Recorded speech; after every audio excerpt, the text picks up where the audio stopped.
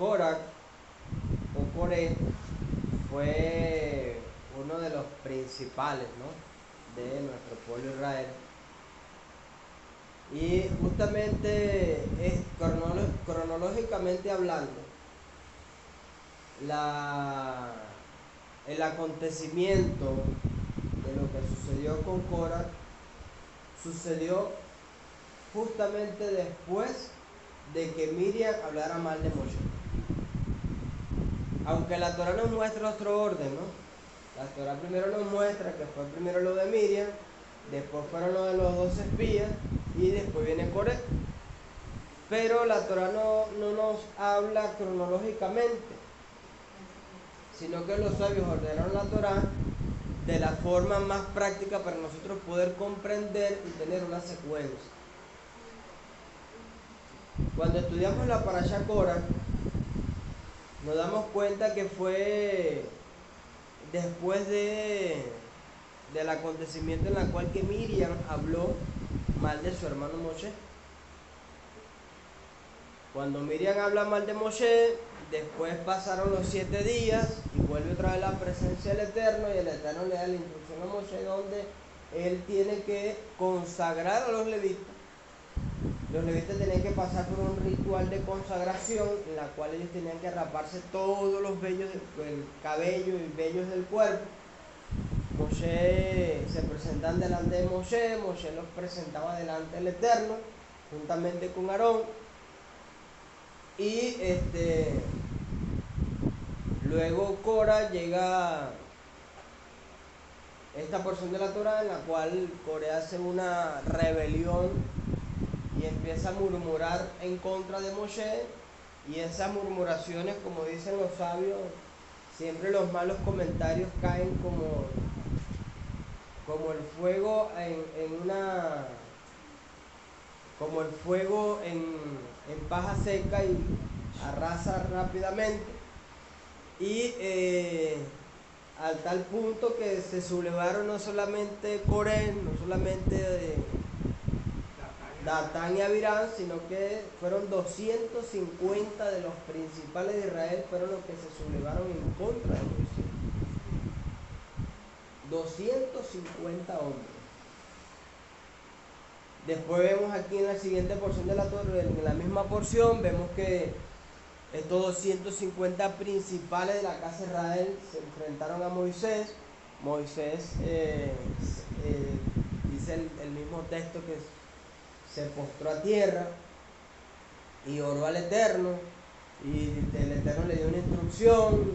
Moisés llegó y los llamó nuevamente y entraron como en contiendas, y donde el Eterno le dijo: bueno, vamos a hacer algo, ustedes se ponen de aquel lado, nosotros de este lado, cada uno va a tomar sus varas, y pasaron una serie de acontecimientos para dar a conocer al pueblo quiénes eran los escogidos por el Eterno, y quién era el grupo elegido por el Eterno. Luego de esto, dice la Torah que la tierra se abrió y se tragó a Coré y a los 250 que estaban con él. Y luego de esto se desató una mortandad, una plaga, en la cual lo único que pudo frenar la plaga fue el Ketoret, el incienso. Y ahí es la importancia, porque todas las mañanas leemos el Ketoret.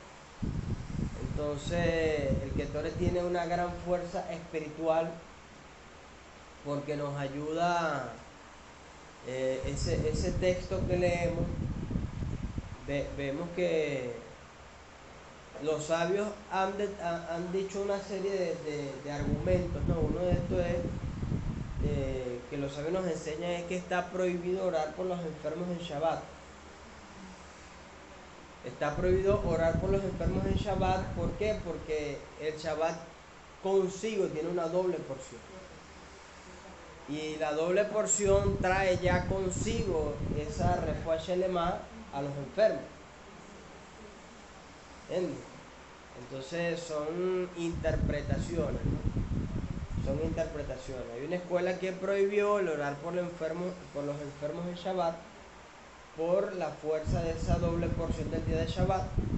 Pero nuestro santo maestro, Yeshua HaMashiach, nos dio una máxima donde dice que, como lo acabamos de leer en el rezo por los enfermos, dice, eh, una vez que realizamos la oración por los enfermos, dice el texto que la vida está por encima de todas las cosas, y es una máxima del código real, por consiguiente eso tiene mayor fuerza para nosotros. Y aunado a esto, por eso leemos el Ketore. El Ketore tiene la fuerza espiritual para traer sanidad, para elevar nuestra alma, para eliminar todo mal decreto, no solamente sobre nuestro pueblo, sino todo mal decreto sobre nosotros. Y allí la importancia de esta herramienta espiritual, que es una herramienta que no solamente pudiera ser usada en Shabbat, sino que podemos usarla en nuestros hogares, porque sabemos que nuestro hogar es un santuario para el Eterno, y ahí la importancia de todo esto. Y bueno, llegamos al episodio donde estos varones se los traga la tierra, se desata la plaga, a Moisés le ora al Eterno y el Eterno le dice que toman el incensario. Moisés le da la instrucción a Aarón, y Aarón se postra con el incensario entre la plaga y el pueblo, y se detuvo la mortandad en ese momento. Pero porque es algo incongruente que, hablando de la Torá, que es palabra santa, la Torá dice en los sabios que la incongruencia que puede existir es porque hay un texto, una porción en Shabbat, la cual tiene por nombre Cora, y fue un hombre que hizo mal. Fue algo que fue un hombre que hizo mal. Pero tenemos que entender algo, ¿no?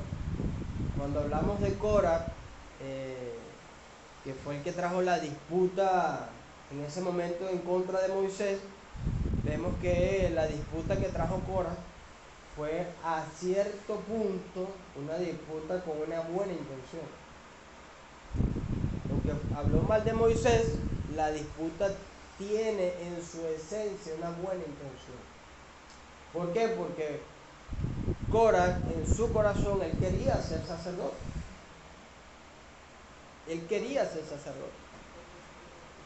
Y Cora, una vez que pasaba el efecto de los 12 espías que llegaron y hablaron mal de la tierra, y se levantó el Eterno derramó otra plaga sobre la tierra en ese momento, y al ver todas estas cosas, llamó a una sublevación en contra de los líderes. Y es algo importante: cuando nosotros nos sublevamos a nuestros líderes, no nos estamos sublevando a un hombre, nos estamos sublevando al mismo Eterno, porque nuestros líderes son autoridades puestas por el Eterno. Cuando hablamos mal de un líder, no estamos hablando mal de esa persona, sino estamos hablando mal del Eterno, porque siempre hemos enseñado que el líder solamente es un instrumento del Eterno, y por consiguiente merece respeto, sea quien sea. Somos seres humanos, todo líder comete errores, y lo importante no es ver, muchas veces nos enfrascamos nuestra mirada, ¿no?, en lo que a mi perspectiva me parece un error, que está cometiendo el líder, y cometemos aquel pecado que es el pecado de la Lashon Hara en contra de esa persona. Hablamos mal de ellos, y eso trae repercusión a corto, a mediano y a largo plazo sobre nuestra vida. Entonces es importante, ¿no? Importante que podamos tomar en cuenta estos aspectos. Como vemos aquí, los textos de la Torá no son solamente relatos históricos, ¿no? Yo le decía el jueves allá en Guasimal, un grupo que nos reunimos a estudiar Torah el día de hoy, yo le decía: nosotros somos el ser humano es el único animal que se tropieza con la piedra 2 veces. Y es el único, como dice un refrán muy popular que dice que nadie aprende con cabeza ajena. Nosotros tenemos que llevarnos nuestros tropiezos para poder aprender, lamentablemente. Pero si aprendiéramos con cabeza ajena y atesoráramos aún más las palabras de Rab Shaul, del apóstol Pablo, porque Pablo, ¿qué dijo? Pablo dijo, todas las cosas que están escritas en la Torá están escritas con la intención de guardarnos a nosotros de no cometer esos errores. Si nosotros tuviéramos la capacidad de entender las palabras de Pablo o de Rab Shaul, no viviéramos problemas, no pasaríamos penuria, porque todo lo que pasaron los hijos de Israel en el desierto es lo que pasamos en nuestro día, en nuestro cotidiano vivir. Pero si analizáramos el texto de la Torá como un aprendizaje para no cometer el error que ellos cometieron, nuestra vida fuera otra. Nuestra vida fuera otra. ¿Por qué? Porque los errores que ellos cometieron, vemos no solamente el error, sino que vemos también la consecuencia de ese error, pero también vemos la misericordia del Eterno derramada en el error, y siempre anhelamos misericordia sobre nosotros, pero queremos ser rigurosos con los demás. Y es algo que tenemos que cambiar en nuestra naturaleza. Siempre pedimos al Eterno que sea misericordioso con nosotros, ¿no? Pero cuando se nos viene una prueba a nosotros que alguien nos hace, queremos que la justicia de Dios obre sobre la vida de esa persona. Y es algo de lo que la Torá viene a hablarnos, ¿no? En esta porción de la Torá. Porque Coré tenía toda la buena intención, ¿no? Cuando vemos la vida de Coré, Coré era primo de Moisés. Era primo de Moisés. Era sobrino de Amram. Y él era la segunda generación de su grupo familiar. De su grupo familiar. Y cuando vemos que él decía en su pensamiento, Coré decía, si Moisés tiene la realeza y Aarón tiene el sacerdocio, a mí me toca tener un estado de preeminencia sobre el pueblo. Pero cuando vemos el texto de la Torá, vemos que no fue así. Y una vez, hay dos aspectos importantes que quiero resaltar con respecto a Cora. Nos cuenta el Midrash que cuando Cora llegó a su casa todo rapado, sin cejas, sin pestañas, sin nada, llegó blanquito, porque ese era el proceso de consagración.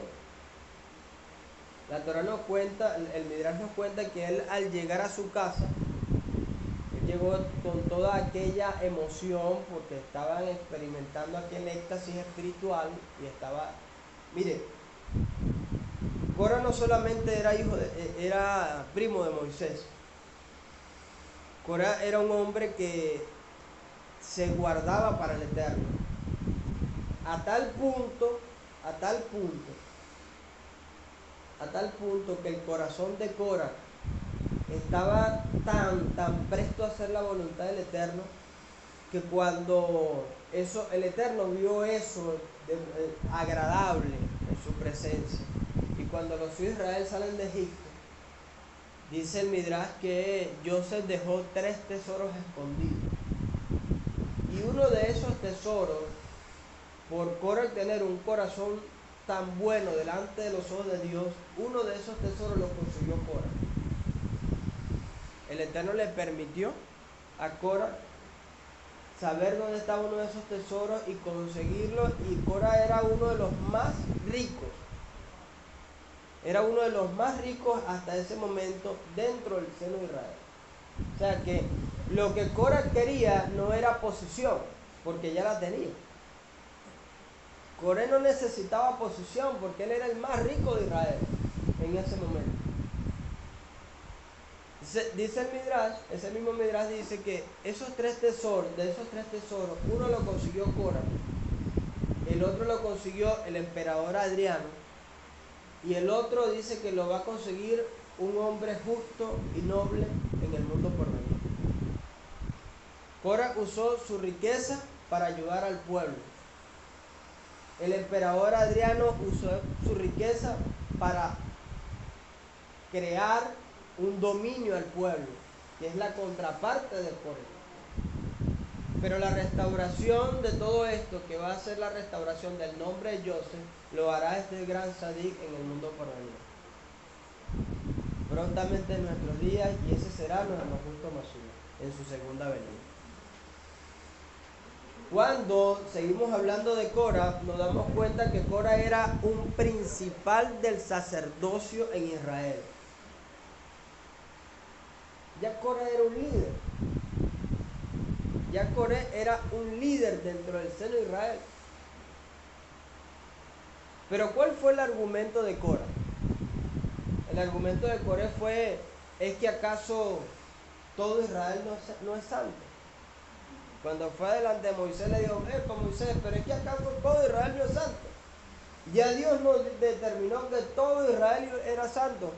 Y es verdad, cuando leemos el texto de la Torá, nos damos cuenta que el Eterno le dice a los hijos de Israel, ustedes son para mí mi especial tesoro, son un pueblo santo.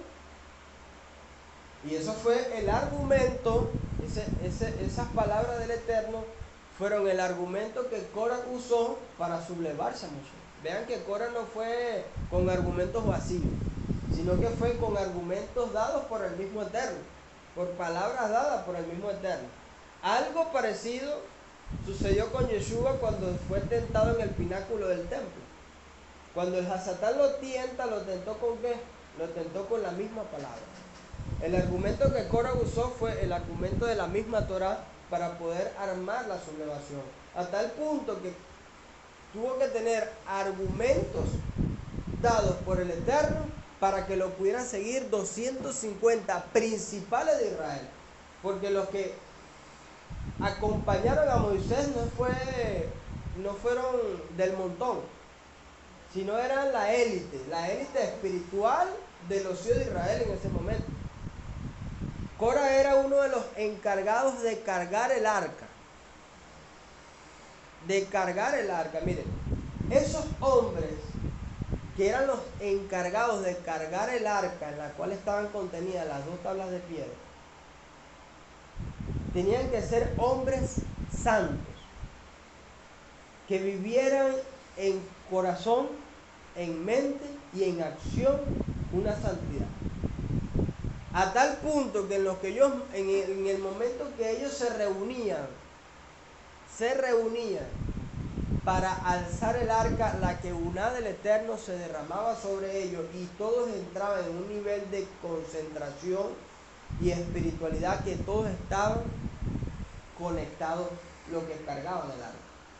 Si uno de ellos perdía la concentración, el arca se venía abajo. Imagínense el nivel de espiritualidad que tenía Cora. Pero nada es perfecto.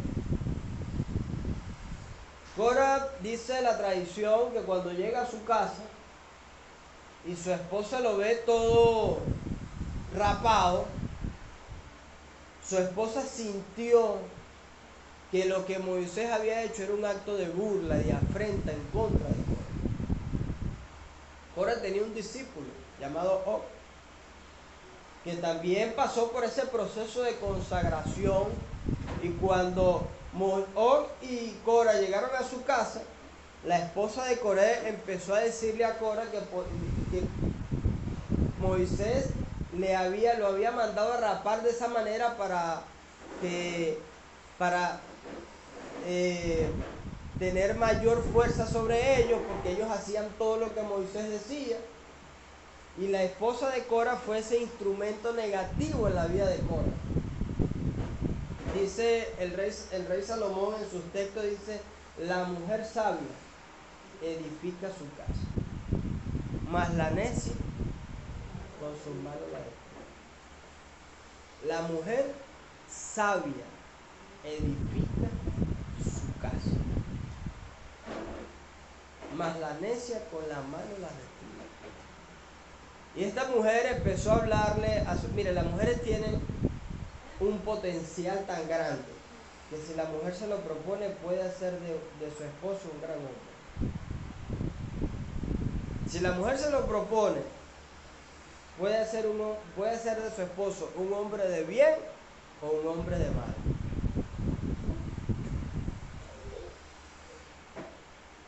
Como diría mi abuela, de bendita memoria, que murió a los 110 años, una mujer muy sabia. Mi abuela decía, la mujer, mi abuela decía, el hombre cuando se casa, se aleja de su casa, por causa de su mujer.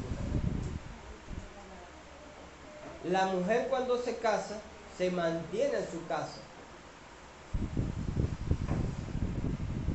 ¿Es verdad? Eso es una realidad. El hombre se va, pero la mujer se queda. Eso lo decía mi abuela, y es algo de lo que estamos hablando. Esta mujer le habló negativamente a Coré de Moisés, a tal punto que él se enfureció tanto y fue y habló con Moisés. Inclusive Cora le dice a su esposa, pero es que mira, eso no es a manera de afrenta, porque el mismo Moisés se derrapó también. Le dice, sí, él lo hizo, pero él está por encima de ti. Y ese discípulo de Cora, llamado Og, cuando llega a su casa, le comenta a su esposa todas esas cosas que Coré ya le había hablado con él, toda aquella maquinación de Coré. Y su esposa le dice, mira, pero ¿en qué te beneficia a ti que Moisés sea el líder o que Coré sea el líder? Vean la otra parte, lo que es la mujer sabia. La mujer de hoy le dice, ¿en qué te beneficia a ti? Porque si Moisés es el líder, tú seguirás siendo discípulo. Y si Coré es el líder, tú vas a ser igual un discípulo. Si Moisés es líder, tú eres principal dentro de la tribu. No te afecta en nada. Si Cora llega a ser el líder, tú igual vas a seguir siendo un principal dentro de la tribu. ¿Cuál va a ser tus cambios de estatus? Y Og le dice, pero es que ya yo le di mi palabra a Cora y tengo que... Bueno, siéntate, recuéstate. Dice el Midrash que ella se levantó, le hizo un gran banquete a su esposo y le dio mucho vino a tal punto que su esposo se quedó dormido. Y ella llega y en la entrada de su tienda, ella se suelta el cabello y se sentó en la entrada de su tienda con su cabello suelto, y para aquel entonces eso denotaba desnudez, y todo aquel que llegaba a buscar a Og, que la veía en la tienda con el cabello suelto, no se acercaba a ella, sino que se iba. Entonces, en cambio, la otra contraparte, que fue la esposa de Coré, envenenó a Coré en contra de Moisés. Y Coré se sublevó y Coré fue a hablar con Moisés. Mira, pero es que acaso nosotros, todo Israel es santo. Porque Coré, la esposa de Coré, le dijo a él que Moisés tenía una dictadura, que ellos tenían todo el poder, porque él era por decirlo de alguna manera, él es el líder principal, pero el cargo que viene después del líder principal, que es el sacerdocio, se lo dio a su hermano. ¿Por qué no te lo dio a ti? Y eso fue lo que avivó la chispa, avivó esa chispa maligna en el corazón de Coré, y fue a hablar en contra de Moisés. Y le dijo, bueno, si todo el pueblo tiene la capacidad de ser santo, ¿por qué tú elegiste a Aarón como el sacerdote? Si yo también quiero ser sacerdote. Y Moisés, entonces vemos aquí, ¿no?, el acto de su esposa negativamente sobre Coré, pero también vemos el nivel de envidia que había de Coré contra Moisés y contra Aarón. Y vemos aquí que la envidia puede ser un aspecto positivo, pero puede ser un aspecto negativo. Ya le voy a explicar por qué. Vemos aquí que Cora fue y habló con Moisés, y Moisés le dijo, mira, tú quieres el sacerdocio. Tú quieres el sacerdocio. ¿Y qué le dijo Cora? Sí, yo quiero ser sacerdote. Y Moisés le dice, pero es que yo también quiero ser sacerdote.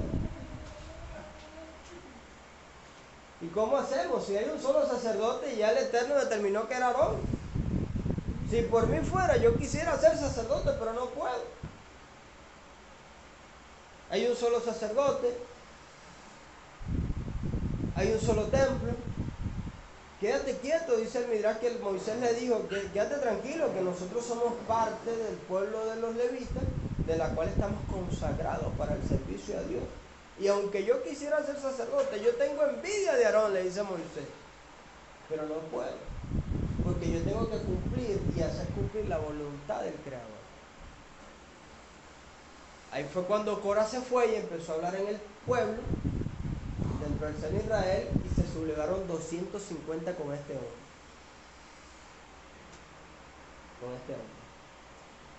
Cuando el pueblo llegó al pie del Mar Rojo, que venían los egipcios, ¿te recuerdas? Tenían a los egipcios detrás de ellos, y él dice que Moisés clamó al Eterno. ¿Y qué le dijo el Eterno? ¿Por qué clamas a mí? Extiende tu vara y dile al pueblo que siga. Y Moisés se armó de valor, tomando aquellas palabras del Eterno. Al alzar la vara, que puso la vara sobre el mar se abrió. Los hijos de Israel, dice la Torá, que pasaron en lo seco. ¿Sí o no? Cuando iban los egipcios, el mar se cerró y todos ellos murieron. ¿Qué dice el texto de la Torá?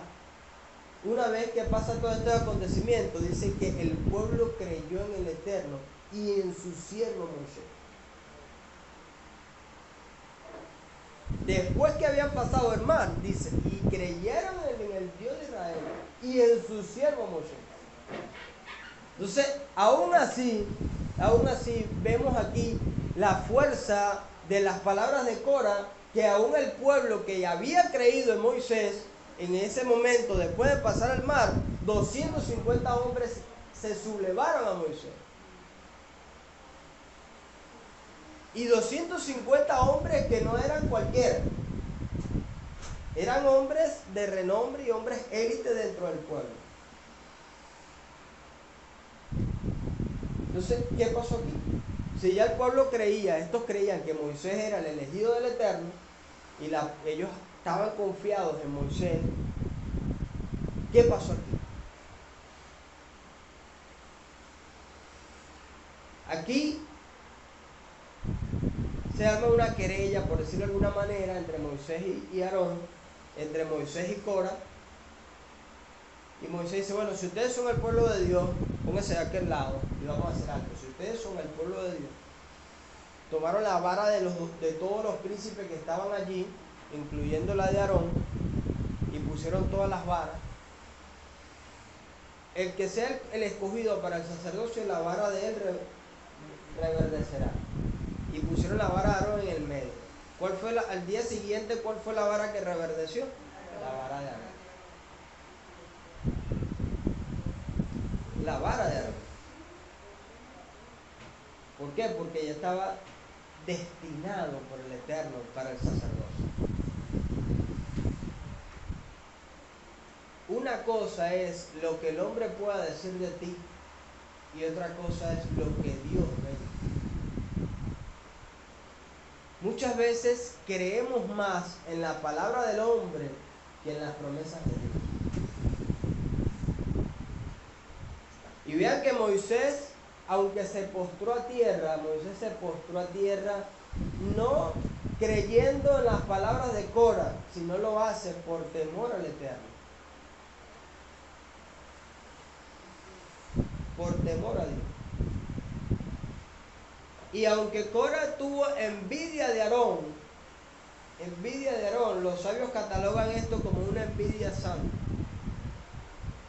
Porque él envidiaba el sacerdocio, él quería ofrecer sacrificio al Eterno, él quería ser ese instrumento con la cual se conectaba la presencia de Dios con lo físico. Pero aunque esa buena acción, porque era una buena acción, llevaba una buena intención, no fue la manera correcta. No fue la manera correcta. Y esto fue lo que causó que la acción de Cora fuera vista negativa dentro del seno de Israel y fuera visto negativo a los ojos de Dios, aún Cora teniendo el corazón que tenía delante de los ojos de Dios, que era un hombre santo. Era un hombre santo. Y nos enseñan los sabios que nosotros tenemos que tratar de caminar conforme a la voluntad de Dios y no conforme a mi corazón. ¿Qué dice el texto del Sidur cuando leemos? Dice, no sea que se aparte tu corazón y sirvas a dioses extraños y te postres ante ellos. Y es lo que la Torah viene a guardar. Cuando vemos, hay discusiones que pueden ser santas. El caso de Gilei y Shammai, cuando dos escuelas, cuando hay dos sabios estudiando Torah, se arma una discusión. Pero son discusiones santas. ¿Por qué? Porque es en aras del cielo. Cuando un estudioso, un discípulo, envidia la sabiduría de su maestro, desde el punto de vista positivo, puede ser, mire, cuando Dios crea todas las cosas, las creó, dice, Dios creó, fue creando y dijo que todo era creado para bien. El hombre fue el que el hombre es el que le cambia el sentido a la creación de Dios a causa de su mala inclinación. Pero si vemos la envidia puede ser vista como un motor positivo en la vida del hombre. Un discípulo que puede envidiar la sabiduría de su maestro y dice, yo anhelo la sabiduría de mi maestro, y se esfuerza y usa esa envidia como un motor positivo en su vida que lo va a llevar por el buen camino y lo lleva a estudiar. Lo va a llevar a estudiar, a superarse. ¿Por qué? Porque él quiere no ser mayor que su maestro, pero sí tener un conocimiento igual que el de su maestro. Vean que es usar la envidia, pero con la óptica correcta. Con la óptica correcta. Pero ¿qué sucede? ¿Qué sucede? Preguntan, dice un Midrash, ¿por qué el hombre no envidia, por ejemplo, a un presidente? No envidia el poder que puede tener un presidente, no envidia la riqueza que tiene un presidente, no envidia la fama que tiene un actor, no envidia el dinero que pueda tener un actor, porque sabemos que eso es difícil para nosotros. Mayormente, cuando la envidia la focalizamos y la enfocamos según nuestra mala inclinación, es allí donde está el problema. Porque nosotros envidiamos lo que tiene nuestro prójimo más cercano. Porque es lo que está a nuestro nivel. Mayormente nosotros no envidiamos la riqueza que pueda tener el presidente, porque nosotros no vamos a ser presidente. Pero yo sí puedo envidiar el carro o lo que cualquiera pueda tener. ¿Por qué? Porque eso sí puedo alcanzarlo. Eso sí está a mi nivel. Y es una envidia negativa desde el punto de vista de la Torah. Desde el punto de vista de la Torah. Porque si vemos de la envidia positiva, vemos el caso de Moisés según el Midrash. Porque cuando Cora le dijo, yo quiero ser sacerdote, Moisés le dijo, yo también quiero ser el sacerdote. Yo tengo envidia de Aarón, pero yo no puedo hacerlo porque Aarón es el escogido por Dios. Pero aún así Moisés no se frenó. Moisés focalizó su envidia de manera positiva y siguió sirviéndole a Dios a tal manera que hoy en día tenemos el testimonio de Moisés, que como hombre humilde como Moisés no ha existido en la faz de la tierra.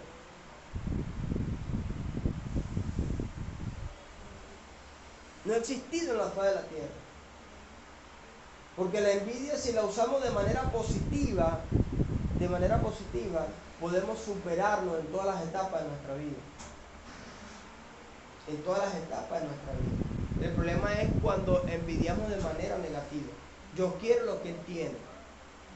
Entonces, ¿qué pasa? Cuando yo uso la envidia para crecer yo como ser humano, es un factor positivo. Pero cuando yo uso la envidia para frenar a mi hermano, es un factor negativo. Yo no puedo anhelar, dice la Torá, no codiciarás. Cuando yo conjugo negativamente la envidia, es porque la estoy conjugando con la codicia. Y allí vienen los problemas. Cuando yo conjugo la envidia con la codicia, allí yo estoy codiciando lo que mi prójimo tiene y yo estoy frenando la porción que el Eterno tiene para él. Y eso trae consecuencias negativas a mi vida.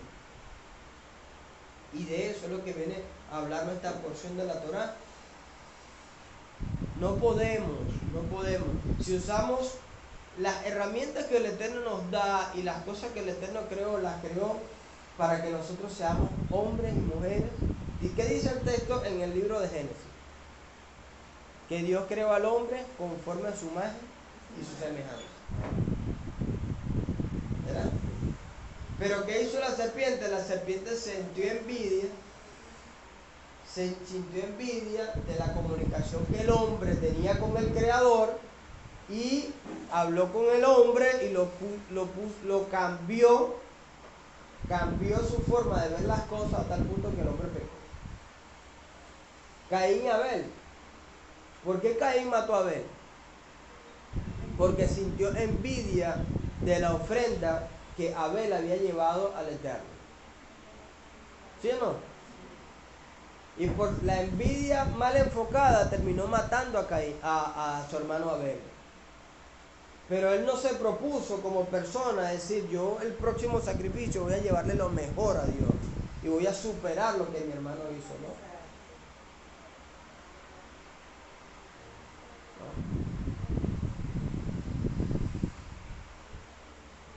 Rachel y Lea. Dos hermanas que una ya había tenido hijo de Jacob y Rachel no podía tener hijos. Dice la Torá que Rachel envidió el vientre de su hermana, porque ella sabía la bendición que había detrás de un niño. Y el Eterno, a través de eso, dice que Rachel oró al Eterno y el Eterno abrió su vientre. Hannah y Penina.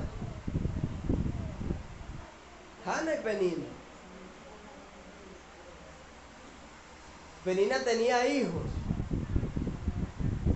y Ana no. Y Ana oró al Eterno, consagró su vientre aún cuando no había concebido. Ella anhelaba un niño y veía a los niños de Penina y Penina les pasaba a los niños por un lado. Pero ella, esa envidia la llevó a consagrarse para el Eterno y oró al Eterno porque ella sabía la importancia de un niño. Y tuvo a uno de los grandes profetas de nuestro pueblo, que es el profeta Samuel. Elisha y Elías y Eliseo. Eliseo fue discípulo del profeta Elías. ¿Y qué le dijo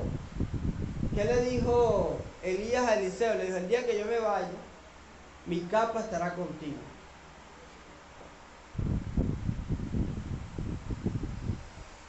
Y Eliseo le dijo, yo quisiera tener, uno de los textos dice que yo quisiera ser como tú. Y eso es algo bien enfocado, es tener un buen concepto de vida. Y es lo que viene a mostrarnos Moshe Rabbeinu en esta porción de la Torá. Porque si yo uso la envidia como un motor para crecer, es una envidia sana. Porque todo lo que Dios creó fue bueno. Todo lo que Dios creó fue bueno. El hombre es el que le cambia el sentido a la creación de Dios según su mala inclinación. Y eso es lo que tenemos que luchar diariamente en contra de eso. En contra de eso tenemos que luchar.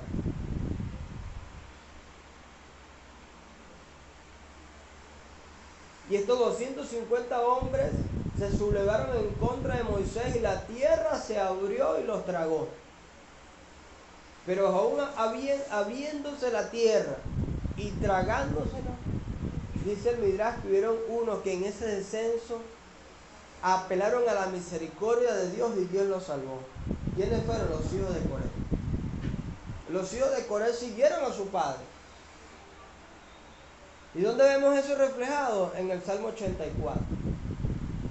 El Salmo 84 dice, un salmo de los hijos de Coré, y es un salmo de agradecimiento porque ellos manifestaron, no solamente vieron, sino que pudieron experimentar en carne propia la misericordia del Eterno. La misericordia del Eterno. No importa cuán bajo hayamos caído, si clamamos al Eterno, Él extenderá sus brazos para sacarnos de él. Y los hijos de Coré vivieron en ese acontecimiento, pero vivieron para contarlo y vivieron vivieron para servir al Creador. Y eso es lo que nosotros tenemos que ver, experimentar y sentir.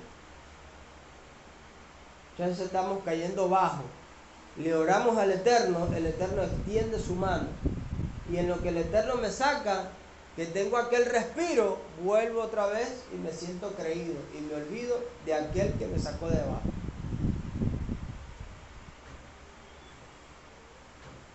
Y eso es lo que viene a hablar nuestra porción de la Torá.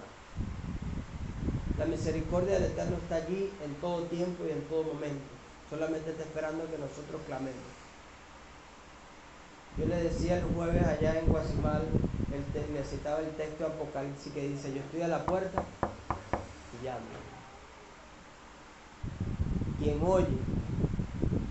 Quien oye mi voz y abre, yo entraré y cenaré con él. ¿Cuál es la condición? Oír. Pero para poder oír, tengo que ser sensible a la voz de Dios. Sensible a la voz de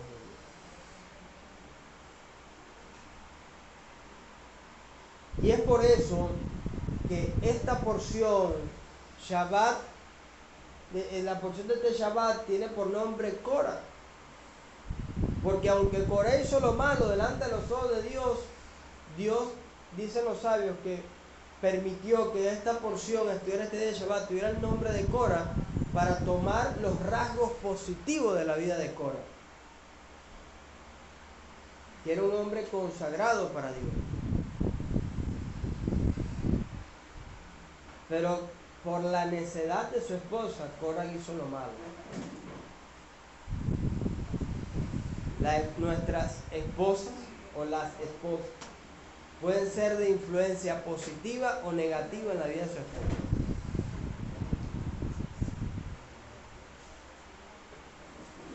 Pueden ser influencia negativa o positiva en la vida de su esposo.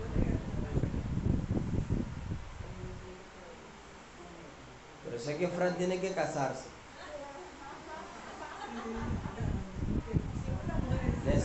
Necesitas esa ayuda idónea, que te sume o que te reste.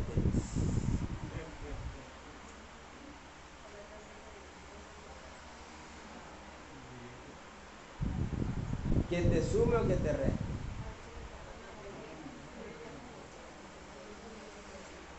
¿No has escuchado la historia de Barack Obama y su esposa? ¿No has escuchado eso? ¿Ah?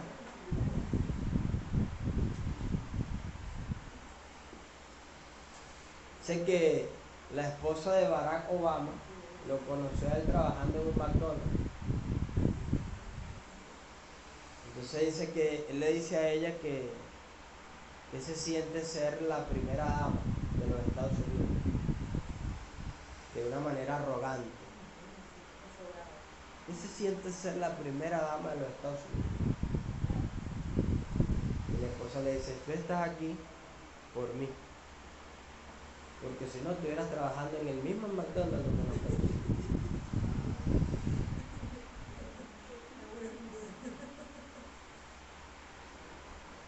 Pueden ser positivamente influencia para su esposo, ¿sí?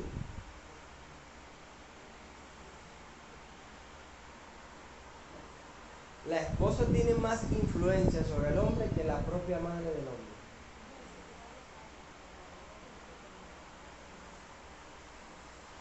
La mamá quiere que su hijo haga algo, no se lo pide usted. Dígale a su esposo. Y dígale a la esposa que se lo diga a la esposa. Usted vea cómo lo hace rapidito. Pero se lo dice la mamá y... Ah, es mi mamá. Pero se lo dice a la esposa, es mi esposa. Pueden ser de gran bendición en la vida de su esposo. Pero si dice la mujer sabia es aquella que tiene un conocimiento de la Torá, que aplica lo aprendido, que enseña e instruye a sus hijos.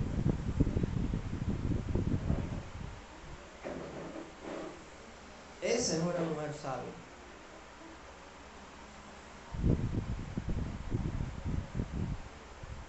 ¿Sabes qué? Hay una historia, yo vi mis historias, ¿no? Hay una historia de un hombre que quería y con esto cierro. Hay una historia de un hombre que se quería divorciar, su esposa lo tenía muy obstinado, era el hombre más rico del pueblo. Y el hombre, por ser el más rico del pueblo, siempre el rabino lo visitaba una vez al mes porque el rabino quería que en la sinagoga hacer una mikveh. Una mikveh es un lugar de purificación. Entonces, donde las mujeres mensualmente, después de su proceso de menstruación, van a la sinagoga, bajan a la mikveh y hacen su purificación todos los meses. Entonces, el rabino quería hacer una mikveh en la sinagoga, pero no tenía los recursos. Y él visitaba a este hombre todos los meses para pedirle recursos, y el hombre era muy tacaño. Y le decía al rabino que no tenía dinero, y era el hombre más rico. Entonces llega un día, el hombre va con su esposa donde el rabino y le dice que no la aguanta más, que él se quiere divorciar. A tal punto, le dijo, no la aguanto, que a tal punto quiero que se muera.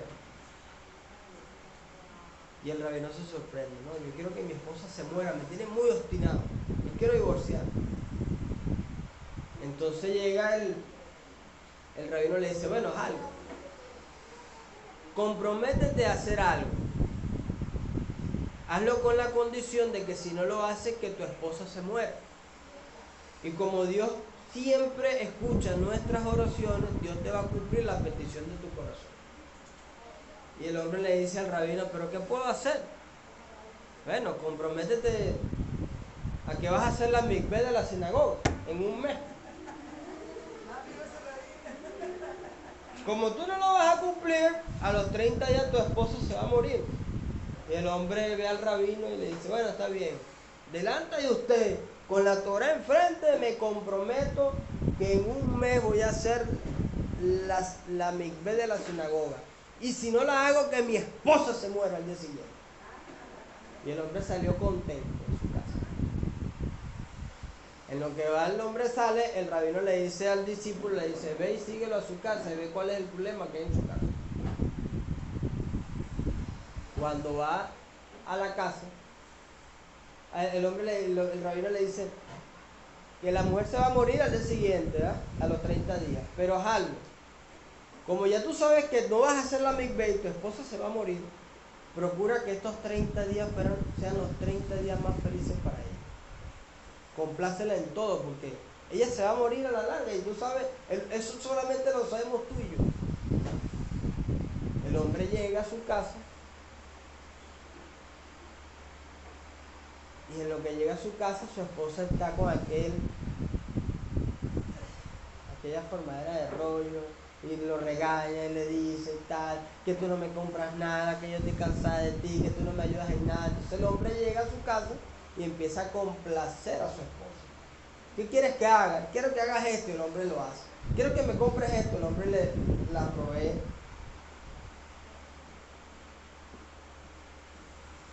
El hombre le proveyó esos 30 días todo lo que su esposa quería. A tal punto que su esposa cambió tanto su forma de verlo que él se enamoró de su esposa otra vez.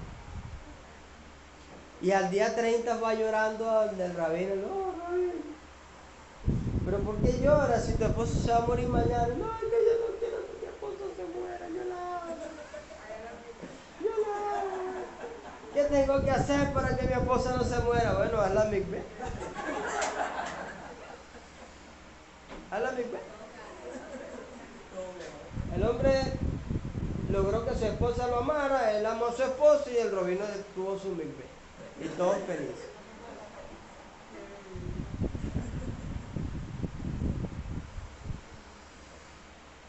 Sí, tenemos que, mujeres, ser buenas esposas para que tengamos buenos esposos. ¿Sí o no? Muchas veces queremos buenos esposos, pero ¿qué estamos haciendo nosotros en pro de eso? O nosotros los hombres queremos buenas esposas, pero ¿qué estamos haciendo nosotros en pro de eso? Entonces tenemos que estar muy, muy pendientes. ¿Sabes qué? Hay una historia, ¿no? Gracias a mi esposa, me la recordó ahorita, que habían dos hombres que eran muy envidiosos, hablando de la envidia, ¿no? Eran los más envidiosos de su pueblo.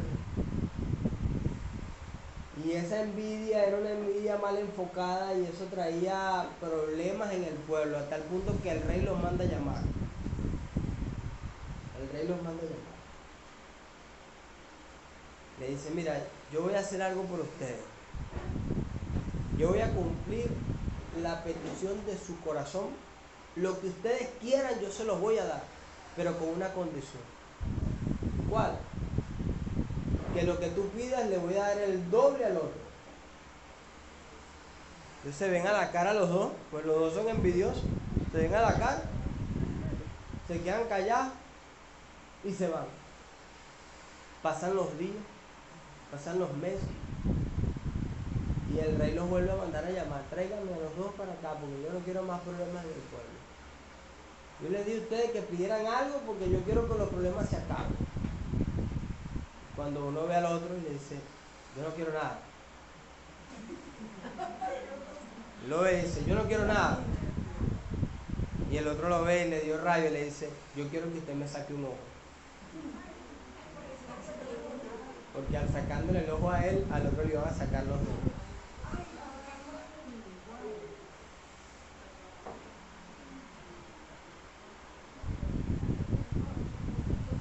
La envidia mal enfocada. Y lo que tú me pidas te voy a dar, el doble le voy a dar a él. Bueno, sáqueme un ojo. Y a él le van a sacar el otro. Sacar los dos. Como el otro dijo, yo no quiero nada, para que él no tenga nada, bueno, usted me saca un ojo. La envidia mal enfocada. De eso tenemos que guardarlo. Tomando el texto del Código Real. Porque la envidia entra por ¿dónde? La envidia entra por la vista. Dijo el maestro, si tú tienes que perder un ojo para que tú puedas entrar al mundo por venir, es preferible que lo pierdas. Preferible perder un ojo. Y dice el Código Real, otra máxima de nuestro santo maestro, dice que si tu ojo es bueno, todo tu cuerpo será bueno. Los ojos son la lámpara del alma. Si tenemos un ojo bueno, todo lo que nosotros hagamos será bueno. Si yo anhelo lo que mi prójimo tiene, trabaja en pro de eso para que puedas obtener lo que Él tiene. Es una envidia con una buena intención, porque te lleva a ti a superar. Nos lleva a superarnos como ser humano. Que el cielo nos ayude a ser cada día personas conforme al corazón de Dios y que podamos vivir conforme a la voluntad de Dios y que toda obra de nuestras manos sea prosperada según nuestro esfuerzo y según la voluntad de Dios. Shabbat Shalom.